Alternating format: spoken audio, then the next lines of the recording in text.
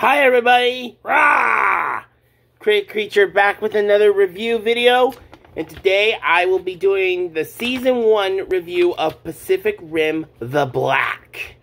Now, spoiler warning, if you have not seen this series, do not watch this. If you want to, you can already find this on Netflix. Now let's get into it. Pacific Rim, The Black. Now, if you know about Pacific Rim, it was a movie that came out in 2013. All about monsters called kaiju from another universe invading Earth. And Pacific Rim The Black is set in the same universe as the first movie. But it's an alternate version of events that happened of the second movie, Pacific Rim Uprising. It's a 3D anime. Can you believe it? How many of those do we have nowadays? Now, if you know about how the kaiju come up into our world, it's from the breach. The portal from the kaiju world into our world, in the Pacific Rim. Just like it says, but they're not coming just from the Pacific Rim. The breaches are popping up all over Australia. And now Australia is completely cut off from the rest of the world, thanks to a little thing called the Black. There's no satellite communication or anything. And there are no more Jaegers over there. Kaiju have completely taken over all of the whole continent of Australia, leaving only pockets full of survivors. So now, brother and sister Taylor and Haley Travis are left behind by their Jaeger pilot parents to fight the kaiju and try to make sure that the rest of their other survivors can get home. They have to get through to Sydney in order to make sure they get picked up. But it's been 5 years and their parents haven't come back. And suddenly, Haley finds a Jaeger in their community. A whole fully functioning Jaeger called Atlas Destroyer. But this one's a little different. It's a training Jaeger equipped with an AI named Loa. Then a Jaeger attacked, not a Jaeger, a kaiju called Copperhead attacked their community and then killed everyone except Taylor and Haley. So Taylor and Haley become the pilots of Atlas Destroyer. But there's a little problem. The Jaeger Atlas Destroyer, it has no weapons. It's just a training Jaeger. So the best they could do was just make sure it dropped into a giant ditch with the kaiju, Copperhead. They made it go away, but now what? Everyone in the colony was, killed by Copperhead. So, now with Atlas Destroyer, they have a chance to find their parents and escape Australia. I just hope they do. So they went back to their old city, Meridian, before the whole Black thing happened. And in there, they find dog kaiju. Kaiju the size of, velociraptors and bigger. These dog kaiju are, 7 feet tall with their 4 legs. Man, they are so scary. And they're strong, too. And there, they even find in the Jaeger facility of the Post-Pacific Defense Corps, the PPDC, they find in a tube, a test tube, a giant vat, a human boy, which they named Boy.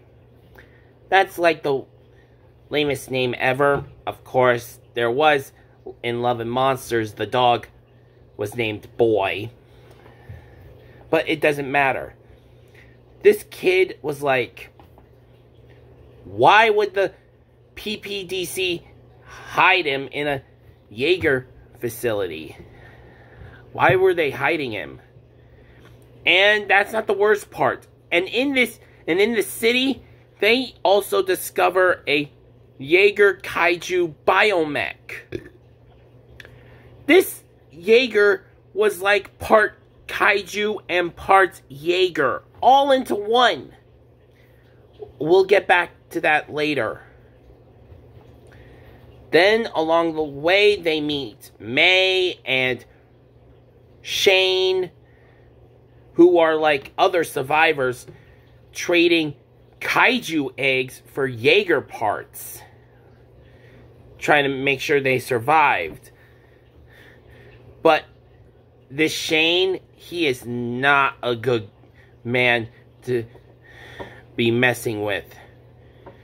He took May, and the girl he's been raising, he took her away from her loving family. He messed with her mind and everything using the Jaeger drift tech. And along the way, we also hear about this group called the Sisters. I have no idea what they are about, but I'll tell you about that near the end of the video. And along the way, we hear about the origins of the Jaeger kaiju biomech, which is codenamed Apex. Originally, in the second movie, Pacific Rim Uprising, they made Jaeger drones. You know, Jaegers that could be piloted like a video game robot, like a video game character, but just with one person. I mean, it can be done if it's just a drone, but this Jaeger drone, it was corrupted by kaiju cells, making it half machine, half kaiju, and all monster. I mean, it's got all the strength and speed and agility of a kaiju and a Jaeger body. And it's no friend to either. And along the way, Boy is able to communicate. Like, not like communicate, but like, it protected Taylor and Haley. He protected them from it, like blocked a punch from Apex. Like, how can a human boy do that? And then Apex like drifts with Haley, Taylor, and Boy telling its story of how it was born. And then Apex gave them a weapon arm from an old ruined, a perfectly good weapon arm from an old Mark IV Jaeger called Chaos Nemesis. I mean, this arm, it's like got a claw and also a weapon called a saber chain. Yeah, a saber chain. I mean, that thing is like amazingly, amazingly awesome. And in the season finale, during the reunion that Taylor, Haley, and Boy have with May. I mean, May left Shane because she found out the truth and trying to find out more about herself and her memories. And just then, Taylor and Haley found their parents' Jaeger, Hunter Vertigo. It was empty, which means, could their parents still be alive out there? I don't know. Well, I hope so, because I don't want them not having their parents. And just then, we find Copperhead again. He attacked. I mean, this kaiju does not give up. I mean, it was codenamed the Jaeger Destroyer. No, the Jaeger Wrecker. And he also ate their previous arm. That's why they needed a new arm, thanks to Apex. And we find out when Haley was hurt, Boy was like so angry, it's revealed that he can transform into a kaiju. No, Boy is not a human able to transform into a kaiju, but he's actually a kaiju given a human form. That's able to switch into a human form. I mean, in his kaiju form, it's not big, but big enough to fight against Copperhead to a point. And then they defeated Copperhead. I mean, with Taylor and May, they drifted together to defeat Copperhead thanks to a weapon of Taylor and Haley's parents' Jaeger, Hunter Vertigo. They destroyed it. And now they know what Boy is. He was created by the Precursors. The Precursors, if you know from the second movie of Pacific Rim, are the creators of the kaiju. Which means they created Boy. There must be others like him, able to hide in plain sight. If they created kaiju that are able to hide in human cities, they can attack any time they want. They can revert back to their kaiju forms and attack. And at the end, it shows that the sisters called Boy, they were hiding in on another building. They saw Boy's kaiju form, and they called him the Kaiju Messiah. I have no idea what that means. It seemed, but it must be like they could be just like Boy. I have no idea. They're able to be near. They have those kaiju dogs with them. I have no idea what's going on, but I bet it's even more messed up than what I think. I cannot wait for Season 2, which is tomorrow. So that's why I'm doing a review now. Oh, and during the season, it also mentions 3 major Jaeger pilots from the movie. Marshall Stacker Pentecost, who was played by Idris Elba, who also played as Knuckles from the recent Sonic movie.